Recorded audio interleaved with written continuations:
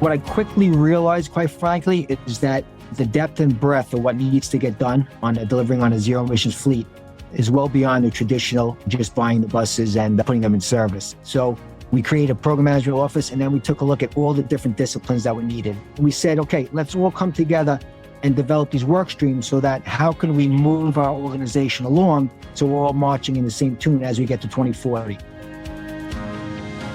This is Transit Unplugged. I'm Paul Comfort. Good to be with you on another edition of the world's leading transit executive podcast, Transit Unplugged. News and views this week. Our newsmaker interview is with Craig Cipriano, the former chief operating officer of the New York City MTA. He's going to talk to us about how he spent his career putting people first. Then on the leadership portion of the podcast today, I'll be speaking from my book, Full Throttle, on the chapter I wrote, Putting People First. But first, very interesting news from someone who has continually put people first in his career and his trains, and that is Andy Byford. The former New York City Transit boss, known as Train Daddy, has returned to the United States, and he's going to go work for Amtrak. Byford will start his job on April 10th as Senior Vice President for Amtrak's high-speed rail program, according to an email announcing his hiring. The memo says he'll be based in Washington, D.C., and will ensure operational strategy alignment between the new HSR, or high-speed rail programs, and our current network. Byford's new gig, which was first reported by Streets Blog, comes 6 months after he resigned as London's Commissioner of Transport. Amtrak's hiring of Byford comes as the National Railroad is receiving $22 billion in new investment from the bipartisan infrastructure law. Byford joined the MTA in New York City in 2018 after a multi-year decline in the reliability of New York City's subway service. The United Kingdom native had previously run transit systems in Toronto and New South Wales, Australia. It's when he was in Toronto that I got to know him. At the same time, I was CEO of the MTA in Baltimore. He was our first two-time guest on the Transit Unplugged podcast, one time when he was in the Toronto role, and then another time when he had just gotten into London for his job, and he was talking to me from his apartment overlooking the River Thames. But if you want to hear those podcasts, I encourage you to go back and take a listen. A great guy who really has planned out his career, and I talk about that some in previous podcasts. And so very happy for him to kind of come back and take over this responsibility in a national role here in the United States. So for decades, politicians and think tanks have been trying to get high-speed train network to link the country's major metropolitan areas. When I arrived in Baltimore in 2015, there was a study going on about high-speed rail between Baltimore and Washington. There's a group working on it. They'd received $27 million through the federal government. It's going to follow the Japanese technology of the high-speed rail, which is maglev. Our governor, Larry Hogan, and the Secretary of Transportation went to Japan to test it out. They came back very impressed. Now it is, I think, 7 years later, and it's still being studied. At the time, Vice President Joe Biden and President Barack Obama had announced a sweeping strategic plan for high-speed rail investment, followed by over $50 billion proposed dollars in funding. But 15 years later, we still don't have high-speed rail in the country. There are higher-speed rail, right? So the MARC trains that I ran, which is commuter rail from Western Maryland and Baltimore into Washington, D.C.'s Union Station, at the time, I believe, were the fastest running trains in America at 132 miles per hour. They still have the Boston to D.C. Acela run. It's the only Amtrak corridor that's close to be considered high-speed rail, but again, it's higher speed rail. When its new rolling stock hits later this year, they're saying the trains can go up to 160 miles per hour, which I believe will be probably the fastest trains in America. But Andy Byford's good at turning things around, and although his work at the MTA was cut short, Byford was credited for his focus on improving frequency and service, as well as infrastructure proposals to modernize the system end to end. You may recall that by the time he exited the New York City MTA, on-time arrivals had improved from 58% when he got there to 80% when he left. He was putting his pencil to the paper and focusing on improving the performance. And I remember he talked to me about it and said, that's the way to bring people back, right? You build an amazing upgraded system and it'll help people want to ride when it gets them there on time. And while Andy Byford's never focused specifically on high-speed rail, his recent stint at the Transport for London Commissioner may prove instructive. You'll recall that there he oversaw the completion of the long-delayed Elizabeth line, part of a high-frequency commuter rail system that could serve as a good model for Amtrak's regional connections. Still, Byford will have his work cut out for him. President Biden's vowed to build the safest, cleanest, and fastest rail system in the world, but high-speed rail wasn't necessarily made a funding priority in the recent federal infrastructure bill, and the handful of high-speed rail projects underway elsewhere in the country, as I mentioned, are still struggling. The one in California is currently under construction in the state's Central Valley, but it's burdened with cost increases and people that are opposed to it, trying to derail the project. But our train daddy wanted to come back to the United States, and he said in a text message he sent to the New York Times, "I'm excited and humbled to be joining such an American icon," speaking of Amtrak. Quote, "I had a number of job offers, but Amtrak and high-speed rail is where I want to be." And I think all of us here in the United States are thrilled that he's back here and wants to work in this area. I think we've got the best chance in a long time of getting operational high-speed rail coming to the United States with him helming the efforts. That's it for the headline news for today. Now stay tuned for our interview with Craig Cipriano, the former COO of New York City MTA, who worked with Andy while he was there and talks about him on today's interview. I'm Paul Comfort with my special guest, Craig Cipriano. Craig served as president of New York City's MTA bus company, leading the nation's largest bus transit agency through the pandemic and setting its strategy to a zero-emissions fleet by 2040. He also served as interim president of New York City Transit, leading 50,000 employees at the largest transportation agency in North America with an operating budget of $13 billion. Holy moly, Craig, that's something. That is. And now, of course, you've retired, like a lot of us have, and are in the private sector, and you're working with STV, one of the big consulting firms, engineering consulting firms. Great to have you with us today to talk about, I think, what is one of the hottest topics right now is zero-emission buses. And, you know, the battery electric buses are leading the charge. Hydrogen is coming up fast from behind, tried to jump up in there. But you've had quite a long history working in that arena, haven't you? Leading this. How many buses, by the way, did you have there? So we had just shy of 6,000 buses across 28 locations in New York City. Wow. And you were leading the charge to move toward electrification, right? Yeah. So when I came to the head of the bus company there, we had made a commitment back in 2018 to 2040, zero emission fleet.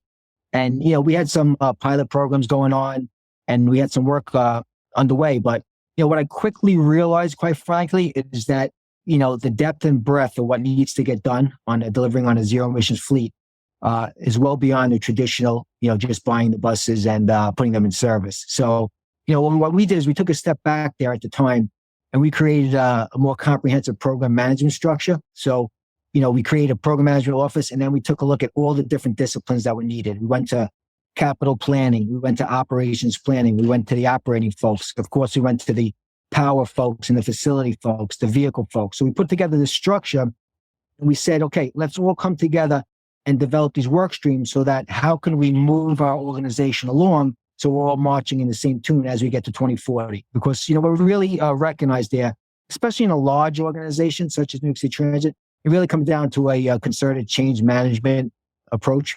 And that's how we went about doing it. That's good. Yeah, I think a lot of folks who haven't worked in large agencies may not realize how siloed they are. I know that I was taken back by how siloed the agency that I led in Baltimore was, where, not only, as you mentioned, is there silos between the different modes, right? So in Baltimore, there's a whole silo for the subway system with their own safety people, their own operations control center, their own management, their own and then the same thing with the light rail system, and then the same thing with the bus system, and the same thing with the paratransit, the same thing with commuter rail. They've got their own operation. They're all off on their own and never the twain shall meet. Then you get inside of bus and you've got very similar things happening, don't you, Craig? Yeah, absolutely. Everyone sort of marches to their own tune, right? Yes, that's right. We bring some folks together in a meeting and, start to sort of break down the silos. But, I think in regards to, what you discussed in the zero emission space, it comes down to everyone coming together with that first master plan or transition plan, however you want to call it, right? The big picture, holistic transition plan that takes a look at, your environmental impacts, your carbon impacts, your resiliency efforts, takes a look at your technical challenges, such as the vehicles, the power, the infrastructure, and your funding, and then also brings some enablers together. A big piece to this, like I said, is the change management or the workforce development that needs to go on. The training. So, today agencies will have diesel mechanics, right? Tomorrow they're going to be electrical maintainers. Your electrical maintainers on your facilities might become electrical engineers in the future, right? Not many bus operations have a power control center like a rail operation, but if you're relying on the power grid, a power control center, is integral to making sure that you have that service. What I go back to is my own experience. After Superstorm Sandy, much of the subway system in New York City was down, right? Especially Lower Manhattan. We were only able to provide some public transportation options because, our buses at the time ran on diesel fuel. So we were able to put together these bus bridges and connect people, and it brought back a sense of normalcy to the city. But if the bus system relies on that same power grid as the subway or the rail system, then you have an issue. So, the redundancy and the resiliency built into the program is so integral. That's good. Yeah, I think that's an important lesson. I've heard other CEOs, at least one in particular, have a very long conversation with me about lessons learned from Hurricane Sandy, and that if the grid went down, his buses, if they were all electric, may not be able to, serve as getting people out, evacuation. And so he was interested in looking into hydrogen and other zero emission fuels as well. So I think that, like you said, taking that holistic view is important. Even in an agency, Craig, talk to me a little bit about this, if you would. I found at the agency I served at and at others I've worked with that there's a big division between the engineering department and operations. Talk to us about that. Oh, sure. So I think that's really an age-old challenge for public transit agencies, across the country. It's the sort of the split or the tension between capital delivery and operations, right? So I've seen that, over my 30-year career in New York City Transit, where whether it be a new bus depot or whether it be a new vehicles, like you said, for some reason, there's not enough collaboration on the front end, right, to provide the ultimate owner on the back end, namely the operating folks, the product that they're expecting or that meets their needs, right? So I think when it comes to the zero emission space, it's more critical than ever that collaboration happens, because quite frankly, when I look at this, it really is a transformation for the operation, in this case, the bus operation, right? You got to take a look at your business processes and see where you might need to optimize them. Today, for instance, bus comes in the fuel line, you're going to fuel it up, you're going to check the fluids, you're going to tap the tires, take a look at any kind of operated vehicle conditions and put it to bed for the night, and then get ready to use it for 300 miles or so the next day. Now with zero emission bus, especially in this juncture, really before the full maturity of hydrogen fuel cells or that next technology, when you look at battery electric buses, it's a whole different scenario, right? You need to know when you're going to be charging that. If you're looking to charge it all overnight, that's that much more power requirements that you need for the facility. If you're looking to do a mix of day and nighttime charges, then you got to optimize the demand charges that you're going to hit during the day when the power utility has peak demand. So again, it really is a big change for the operation. And that's why when I was at New York City Transit, personally, this was what I pushed for, was having that program management structure reside in the bus department, reside in the operations, and then reaching back out to the capital delivery folks, the capital planning folks, the operations planning, and everybody else. But having the ownership there, because ultimately, the accountability is going to reside on the bus department side to provide the service. Again, you could look at different models, right? But that's the one that I operated under. Well, it's funny. I ended up doing the same thing at MTA Baltimore. John Duncan, the chief operating officer, and I made a decision that we were going to let the bus division lead the effort because they had the end, responsibilities. And so, otherwise they could complain, well, I didn't have enough input into the bus being put together, the specs and all, so you can't expect me to be held accountable for operating it effectively. So we ended up moving it there and let engineering assist them, but the buck stopped with them. So it's interesting. Yeah, I'm a strong believer in pushing it as close to the front line as possible. I've always have been. I know you believe that too, Craig. You've had quite a career in transportation. I mean, you started as a mechanical engineering intern, and over 33 years, it ended up as head of the nation's largest transit company. Quite an ascent. Where would you say was a pivotal moment? Let's switch now from day-to-day operations. I'm interested in your career story for a few minutes. Sure. About your career that made that journey a reality. Sure. Back in 1989, I came to transit as a mechanical engineer intern in the subways department. A few years later, I got into a management training program that the MTA was sponsoring, and I moved over to the bus side. And then, I was really in middle management for the most of my career from then till about the early 2000s, working in a variety of bus depots throughout New York City.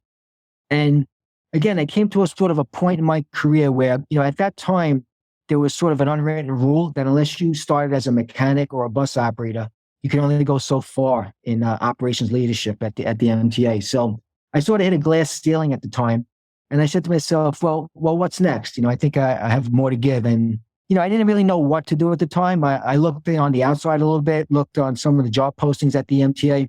Ultimately, I decided to go back to school and get my master's of city and regional planning and a concentration in transportation.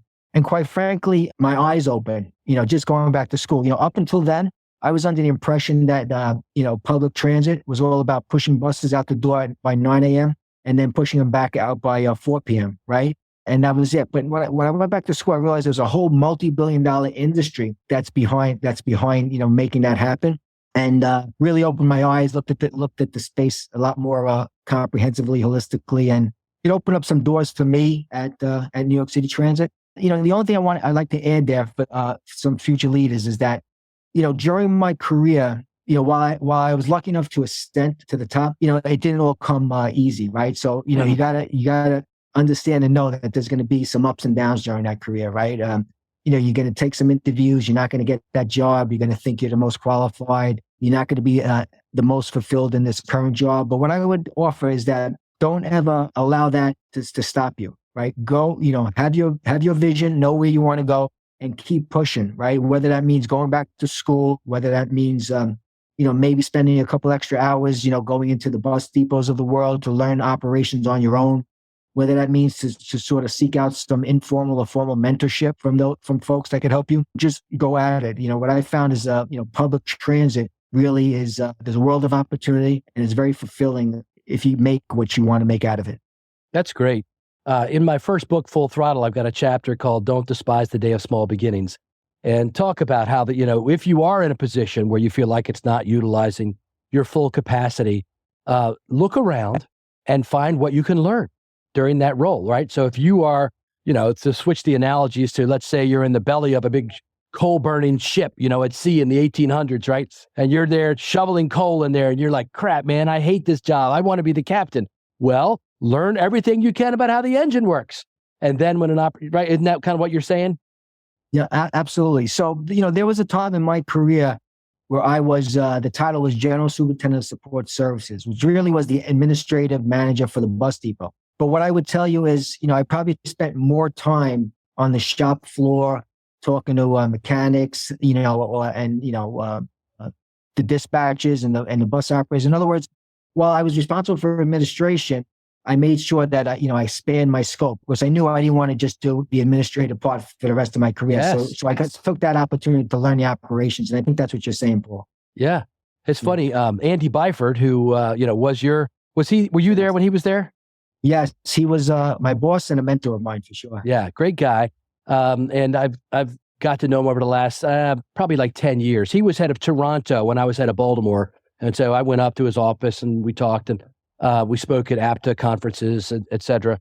And I've interviewed him a couple times. And Craig, it's interesting that his career, he really curated it, which I thought was different than what I did. And I'm sure he told you this, but he chose, okay, I'm going to go in safety for a while. Now I'm going to go in operations for a while. Now I'm going to go in this for a while. Whereas, my career's been more like, swimming down a river and going where the current takes me. And so I think that talks to, though, what you're talking about.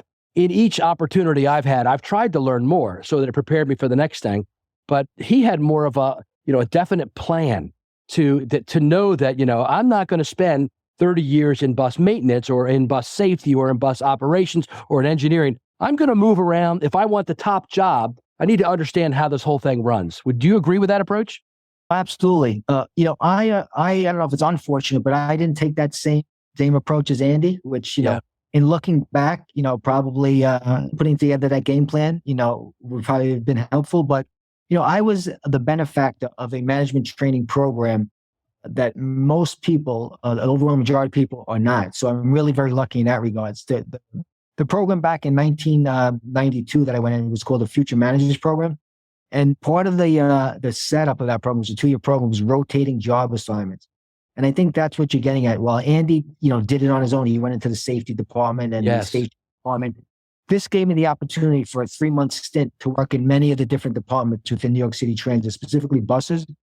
And what that really did for me when I graduated from their program is 2 things. Number one is I got exposure to many of the people there. So they knew me, I knew them. And, as you know, Paul, this is a people business. So the more people it's all about relationships, baby. Exactly. The more people and you know who to pick up the phone, the better help you can. And then the other thing was it allowed me to connect the dots, right? So if you're always in your own silo, it's hard to connect the dots. How does the capital planning people fit into, pushing the buses out the door, or the safety or anybody else? But working alongside them, I was able to connect those dots better and help me down the road as I became, more of a mid and upper level leadership in the organization.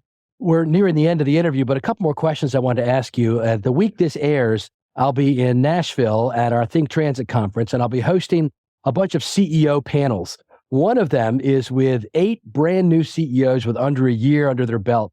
And I want to ask you to tell them and other new CEOs, give us some input and some advice as they are struggling with, the tough fiscal decisions that are happening, their own career development and succession planning programs.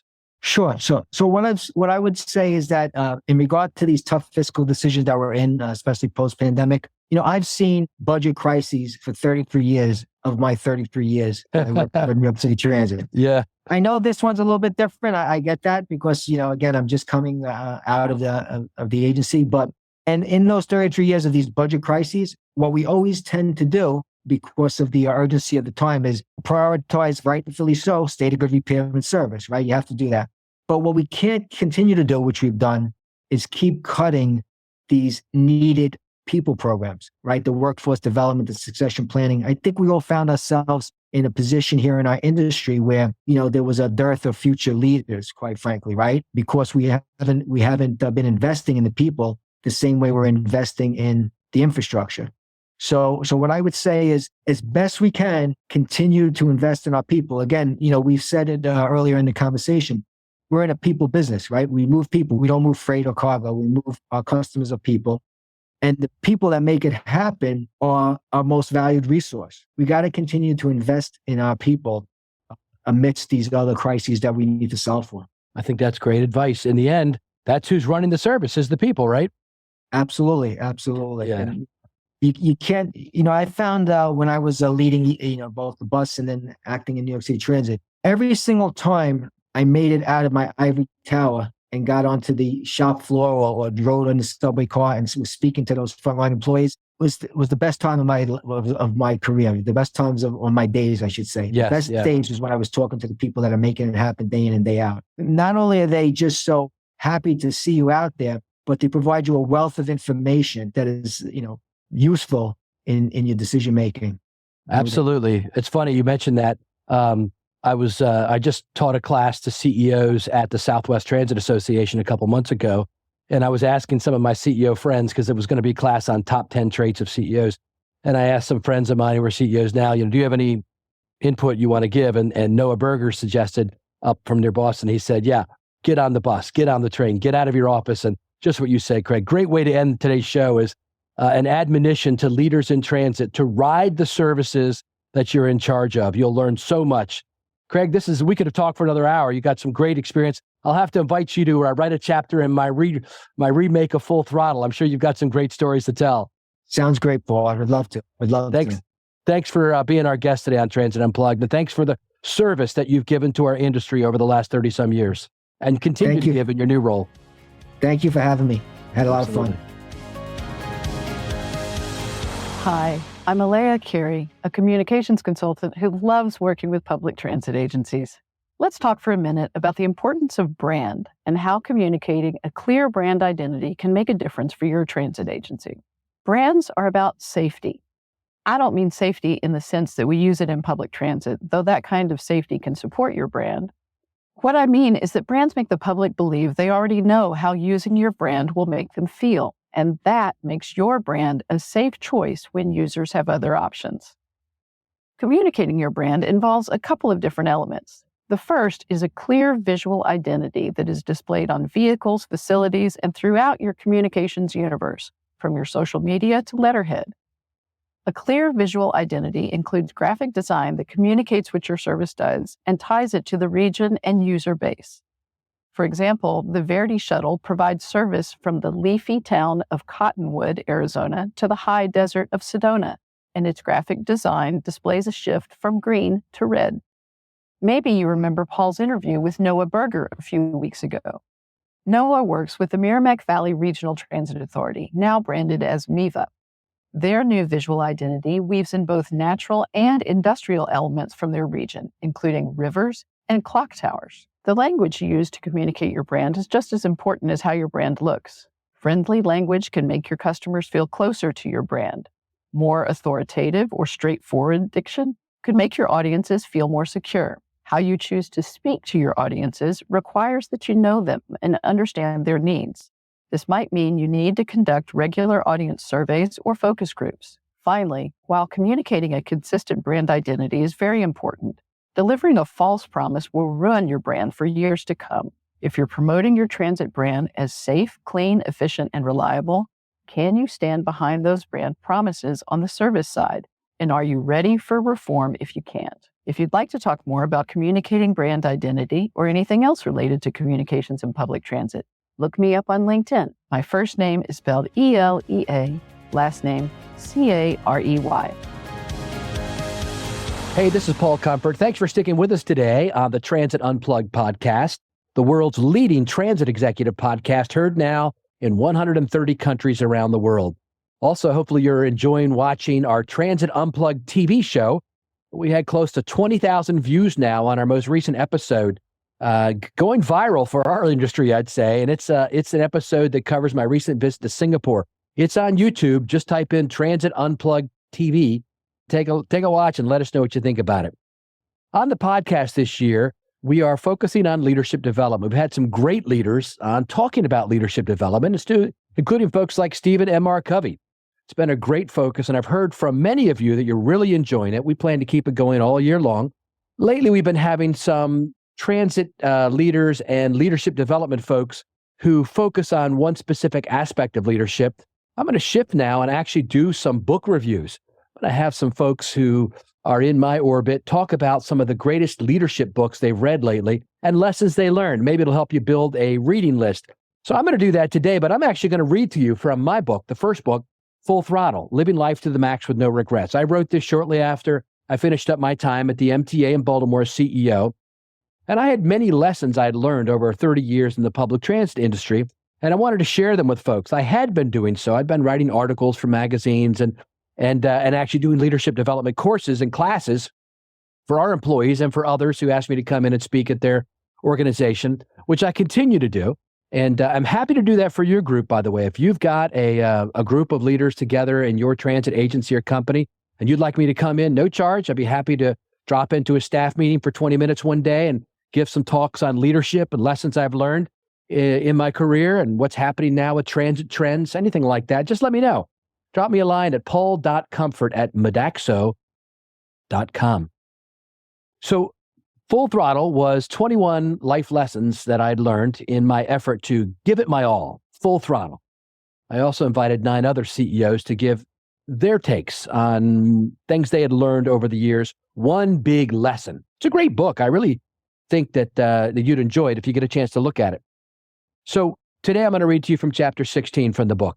And it is putting people first, which is my principle. And at the end of the chapter, I give you my formula for leadership development. And I think if you talk to folks I've worked with over the years, most of them would tell you that it was very effective and they really enjoyed leading in this environment that it created. Chapter 16, page 85 from Full Throttle. Put people first. Hitting on all 8 cylinders is a phrase I often use to describe a moment when all the team members are using their full abilities. They feel great about coming to work every day and are accomplishing the goals set out for them individually and as a group. I believe it normally takes about a year or more to go through the 4 stages of organizational development which are form, storm, norm, and perform, to get your team to this important phase. If possible, I like to bring a few members with me from my previous leadership team to my new employer's team. Metaphorically speaking, they become a sort of leaven that can transfer the rising ingredients from the old to the new lump of dough from which we build our top-performing teams. I have seen that focusing on this type of team building as a top priority helps you meet your target profitability and performance goals faster and better than if you put your whole focus on cost control, loss prevention, and efficiency measures up front. Because in the end, it is these leaders who are helping you meet your target goals. So what's the difference between Kmart and Walmart? Both were started the same year in the same state and sell basically the same things. One, however, went on to become the biggest company in the early 2000s, and the other went bankrupt. I would argue that the difference was the management leadership team. When you as a leader empower a team of entrusted colleagues to take full responsibility with the accompanying authority over their departments, and you protect them from the slings and arrows from above, you create a winning dynamic that will allow them to build success for you and your agency or company. However, in most companies and government agencies, the politics of just trying to keep your job and career take precedence and often end up being the primary focus of your job. When that occurs, the cortisol hormones of fight or flight dominate the workplace, and everyone acts like a gazelle waiting for the lions to pounce. Heads are up, looking around for danger, worrying, and not focused on the task at hand. Unfortunately, there's way too much wasted time and effort expended in this state of distress throughout the vast bureaucracies of corporate, government, and quasi-government America. I dare you to be different. Here is my formula. Build a team. Work to earn their trust, and then protect them.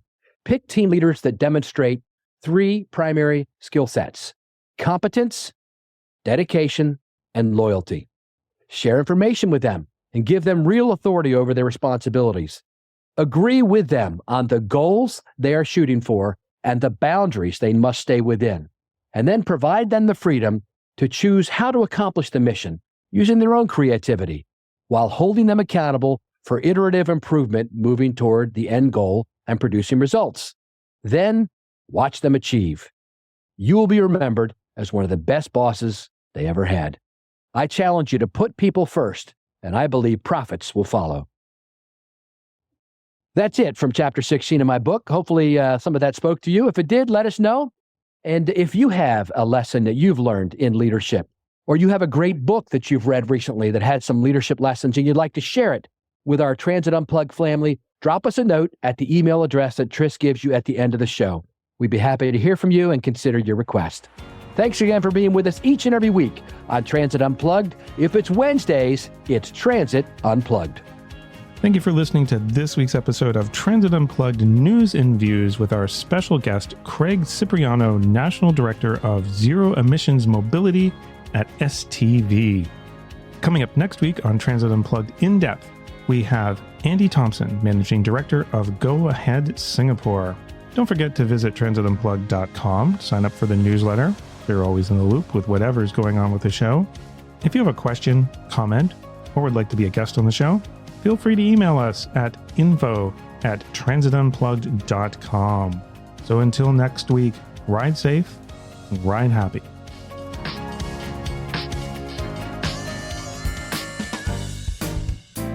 We hope you're enjoying this episode of Transit Unplugged, the podcast. How would you like to see behind-the-scenes footage of the agencies that Paul visits? Then be sure to check out the new Transit Unplugged TV on YouTube, where transit evangelist Paul Comfort dives into the culture, the food, and the transit of major cities around the world. You'll see the operations control centers, how maintenance shops work, and the latest innovations taking place at agencies around the globe as we work together to improve the lives of our transit riders and our communities. Be sure to subscribe to Transit Unplugged TV on YouTube or at transitunplugged.com.